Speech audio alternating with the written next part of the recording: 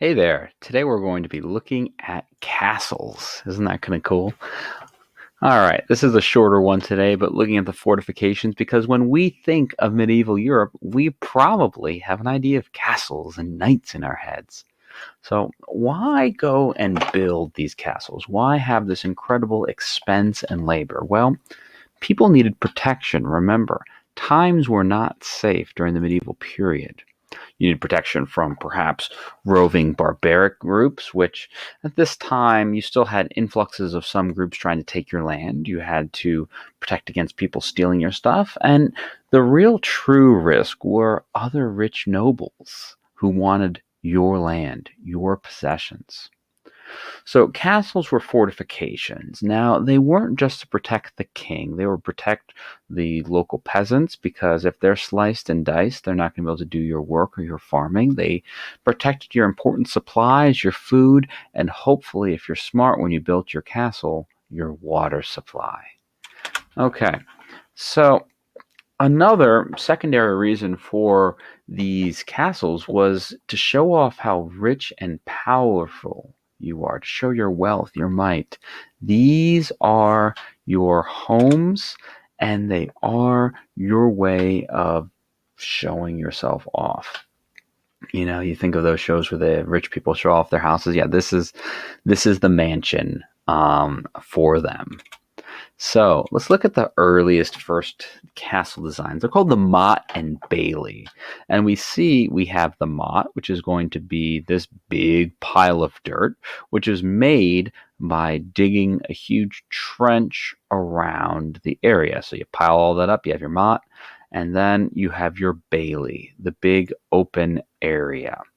You're going to probably want to put a tower on top of your Motte so that you can see really far ahead to see if anyone was coming to attack you. So you have your tower there. You would put a wooden fence typically around that tower, much like you'd have a wooden fence around your Bailey, your open area.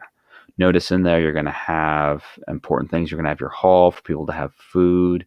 You're going to have stables, barns. You're going to have a chapel because the religion is going to be incredibly important. Now, this is listed as a water-filled ditch. It depended on your wealth. If you're very wealthy, you might have a water-filled ditch. Most of these Motte and Baileys, actually, it's going to be dry. And the main idea with it is you want to keep people away from your wooden wall because what is the weakness of a wooden wall?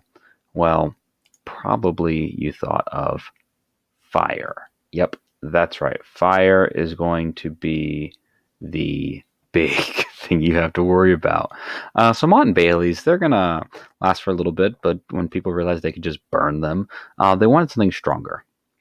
So we get to the castle. All right.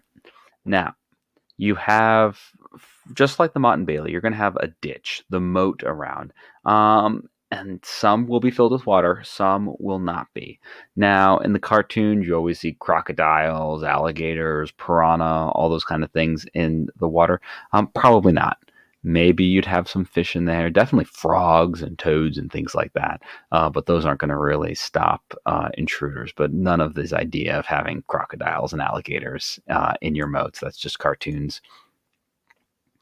Now, you're going to have a drawbridge. Now, this particular castle we see has two drawbridges. Because the idea is if someone's trying to come in and you don't want them to come in, raise it up, and then they can't get to the walls. They can't get inside. A fancy word for wall is the curtain. Now, we have the outer curtain, like so, and we see how we have this wall there, and the inside, that's the inner curtain. Some have gatehouses, and this one particular has two gatehouses. So, for example, you might get past the first drawbridge, but they're probably not going to have both drawbridges up at once, so no one can just get through. And you have two gatehouses to try to make it so you keep the people you don't want in out. Now, For lots of fun, particularly this gatehouse in the front is definitely going to have these. They have something called murder holes. They might just let you get into that first gatehouse, and then they might just shut the gate behind you so you're trapped in, and then they might just do things like through the murder holes, drop boiling tar, or perhaps shoot arrows, rain rocks, poke you with spears, all sorts of things that will really ruin your day and discourage you from trying to invade the castle. All right. So, castle parts. Now, towers are going to often be along the curtain. Typically, they're called drum towers because they're round. And the more towers, the more view you have. Because once again, you still want to be able to see someone coming so you can get that drawbridge raised up. The keep is going to be like a castle within the castle. So we see this castle we have pictured here. It is super heavily fortified. We have a complete and total moat around filled with water. We then see that we have a outer curtain and then we have an inner curtain. And the whole idea was just like when we looked at the walls of Constantinople, the Theodosian, how we have those three layers, this idea that, well, if they get past the first layer, then we have to have another defense. But also, we have this the word, by the way, we see is another word for bailey. So this could be the inner ward or inner bailey. We have the outer ward, outer bailey. So if they get over that first set of walls, then what they have is they have an even taller set of walls there. They have towers looking down at them from 360 degrees. I mean, they're going to be shooting arrows and doing all sorts of things to really ruin their day. So then they'd have to get through the other set to get into the inner ward, where once again they have 360 degrees of arrows raining down on them. And of course, there'd be a chaotic battle on the inside. And still, they're not there. The third layer of defense would be the keep, which is going to be like another castle within the castle with its own towers, its own walls, and it's going to be the most secure place in the castle. Castles, they're going to make sure to have everything they need to be self-sufficient. You're going to have kitchens. Of course, you're going to have a chapel, maybe multiple if the noble is particularly rich and does not want to be worshiping next to someone lesser than them. Blacksmiths, stables. Outside of this castle land would be the peasants' land typically, and if there was an attack, the peasants would come in for safety. All right. I hope you guys enjoyed this quick little look at castles. It's a fun little diversion from the narrative we've been doing. Have a great day.